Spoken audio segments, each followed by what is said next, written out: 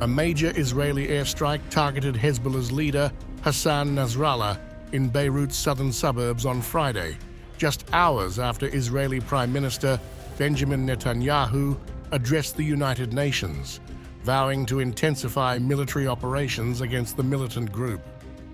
The attack, which struck Hezbollah's central headquarters in the Dahiyeh district, killed Nasrallah. IDF confirmed his death in an official announcement. The precise timing of the assault, closely following Netanyahu's speech, highlights Israel's escalating efforts to dismantle Hezbollah's military capabilities along its northern border. The Israeli military confirmed it had carried out a precise strike on Hezbollah's central headquarters in Dahiyeh, a densely populated area in southern Beirut. Moments ago, the Israel Defense Forces carried out a precise strike on the central headquarters of the Hezbollah terror organization that served as the epicenter of Hezbollah's terror. Hezbollah's central headquarters was intentionally built under residential buildings in the heart of the Dahiyeh in Beirut, as part of Hezbollah's strategy of using Lebanese people as human shields.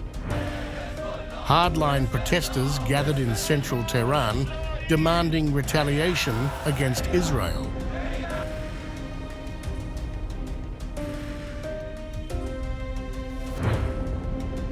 The explosion was so intense that it sent plumes of smoke visible from miles away and caused tremors across the Lebanese capital. Emergency services rushed to the scene as fears of a higher death toll rose, particularly after a separate strike earlier in the day claimed the lives of a family of 9 in a Lebanese border village.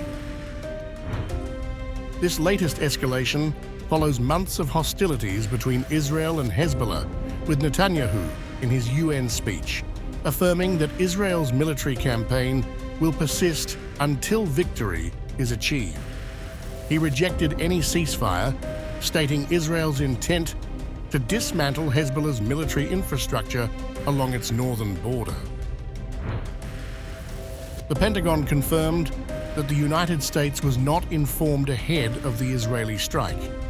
Defense Secretary Lloyd Austin reportedly spoke with his Israeli counterpart after the attack had commenced, though U.S. officials refrained from commenting on Nasrallah's status. I know that you're seeing reports of a significant strike in Beirut today. I spoke by phone earlier with my counterpart in Israel, Minister Gallant. The United States was not involved in Israel's operation. We had no advance warning.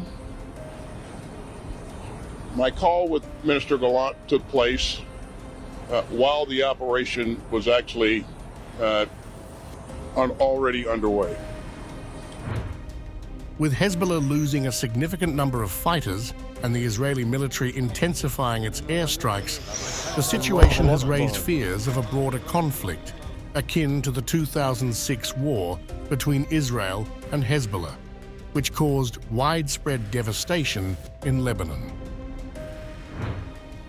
The Lebanese Health Ministry reported that over 720 people have been killed this week, with dozens of casualties resulting from Israeli strikes on Hezbollah positions in the southern cities of Sidon and Nabatiyeh.